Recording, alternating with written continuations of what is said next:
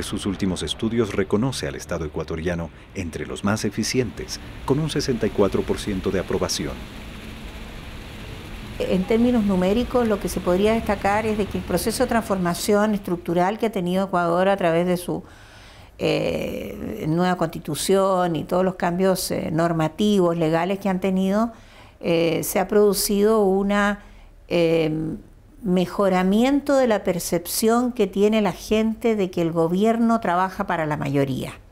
América Latina sufre de un mal principal, más bien dicho, dos males principales. Uno es la percepción de la gente de que los gobiernos trabajan para unos pequeños grupos y unos pequeños intereses, y el otro es de que la distribución del ingreso está muy mal. Hay una gran injusticia en la distribución del ingreso. En esos dos variables, que son las variables centrales que permiten entender la evolución de las sociedades, Ecuador está avanzando más rápido que el promedio de los otros 18 países y avanzando en el sentido correcto.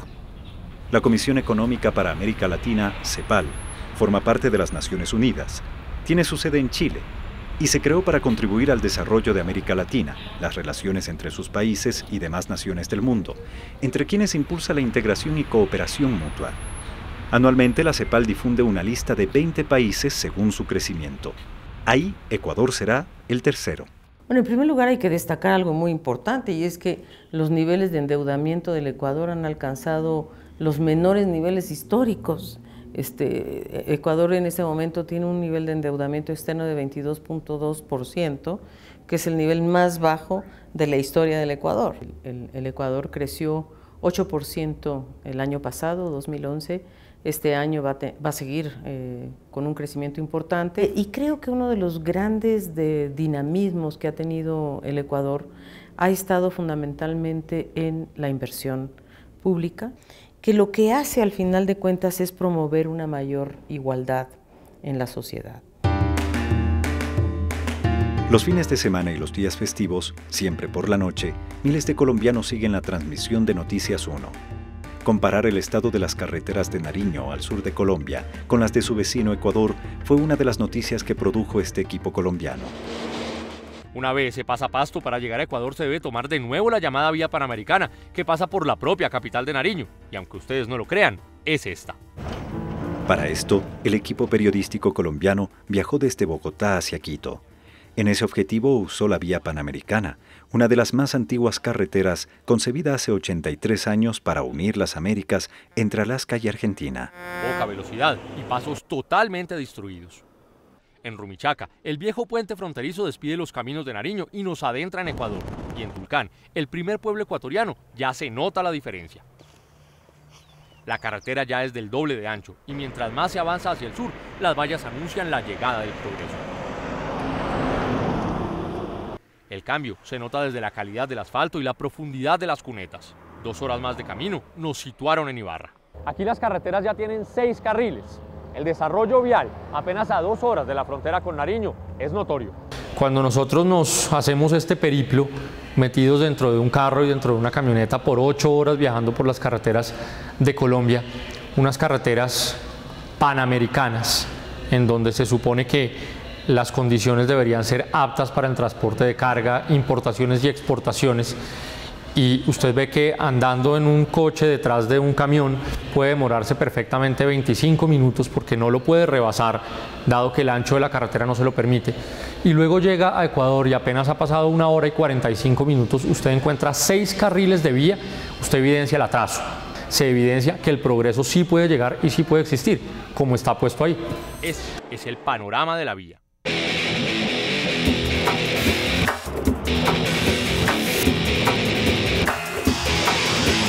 Para los ecuatorianos, un motivo de orgullo, sinónimo de descongestión y señal inequívoca de progreso.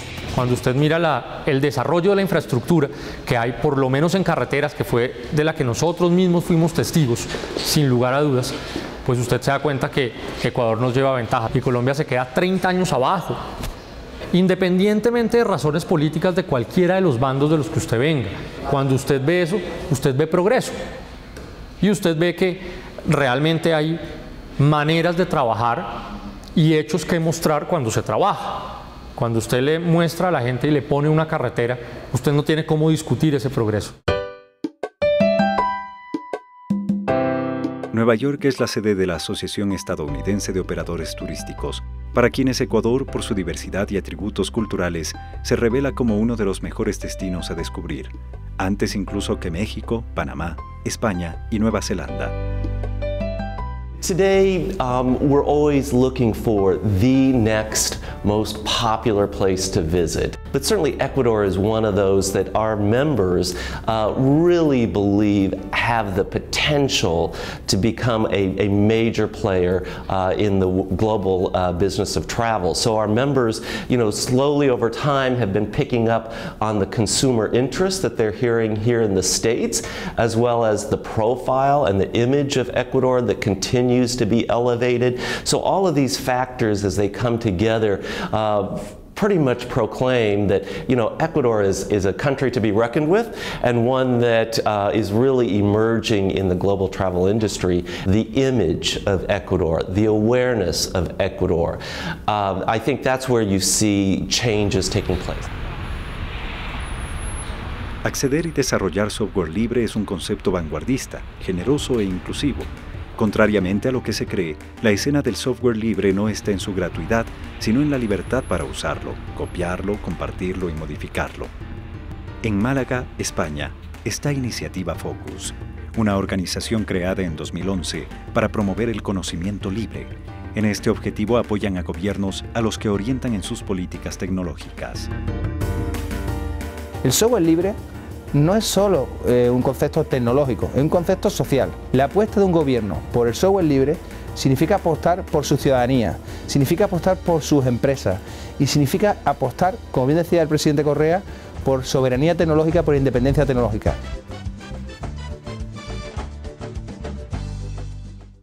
Queridos amigos, los saluda Rafael Correa, presidente de la República del Ecuador. Ustedes saben que es la hora de la integración de América Latina, en todos los aspectos, entre ellos el aspecto tecnológico y el uso de tecnologías informáticas.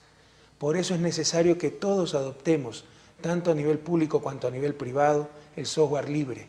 De esa manera garantizaremos la soberanía de nuestros estados, dependeremos de nuestras propias fuerzas, no de fuerzas externas a la región. Seremos productores de tecnología, no simples consumidores. Seremos dueños de los códigos fuentes y podemos desarrollar muchos productos que incluso con una adecuada articulación de nuestros esfuerzos pueden ser de suma utilidad para las empresas públicas y privadas de la región. Conocer es el vídeo, un vídeo que además creo que no tardaba más de 2 minutos, del presidente Correa, dirigiéndose a su población, presentando ese decreto, esas nuevas medidas de impulso del software libre. De la forma tan clara como él la trasladaba, nos impactó muchísimo a la comunidad del software libre a nivel internacional. Por eso todos a utilizar software libre. El gobierno ecuatoriano ya lo estableció como una política de gobierno y de Estado. Esto será un importante paso para la integración y, por qué no decirlo, para la liberación de América Latina. Nunca antes habíamos escuchado a un político decir de una forma tan sencilla, tan clara y tan abiertamente lo importante que era para los gobiernos apostar por software libre. Para lograr este reconocimiento, el presidente Correa debió sortear una lista inicial de 18 candidatos y una propuesta de 3 finalistas, junto al presidente paraguayo Fernando Lugo. Una vez corrida la elección, el presidente ecuatoriano obtuvo un 39.5% de votos, con que una gran mayoría de 15.000 internautas participantes reconocieron su trabajo y convicción en este tema. Creo que Ecuador tiene que sentirse muy orgulloso del presidente que tiene, porque fue de todos los participantes el que más votos obtuvo, por supuesto en su categoría y por eso ganó, pero de todas las categorías fue el que más, el voto absoluto, el que más recibió. El Ecuador desde afuera. Las cosas han cambiado. Reconocimiento, admiración y apoyo a un país que decidió trazar su propio destino a partir del progreso, la dignidad, el trabajo y la solidaridad. Es posible que en la historia de Ecuador no haya habido ningún momento tan benéfico como el que se está viviendo actualmente desde el punto de vista de interés de la población. Es decir, crecimiento económico, crecimiento cultural, inserción cultural, etcétera, en una atmósfera de paz, por otra parte, y en una atmósfera absolutamente democrática, ¿verdad? Crecimiento económico, democracia y paz. Over the last 5 years in Ecuador, and more generally over the last decade in the region, you have these alternatives to neoliberal thinking emerging through democratic elections. And you see success in terms of job creation, poverty reduction, raising quality of life, and the environment. Ecuador, I think, is a leader. And people need to understand this more and develop a better understanding of what Ecuador is achieving now and what they continue to achieve in the future.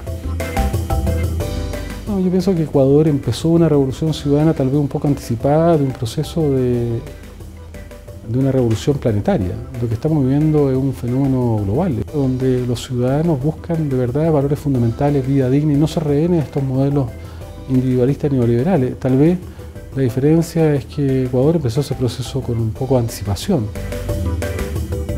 Yo creo que los niveles de aprobación de hoy tienen que ver con, digamos, un reconocimiento a que ha hecho mejor papel que los anteriores mandatarios y que lo que él quiere es positivo. Si a mí me preguntas desde fuera, te diría, se le ve a un presidente que nos guste o no nos guste, es auténtico. Pienso que es un tipo de presidente que cambió el modo común de hacer presidente de una nación. Pienso que él tiene una inspiración muy justa y una capacidad de innovación. Lo que yo conozco del presidente es muy positivo y para mí una inspiración.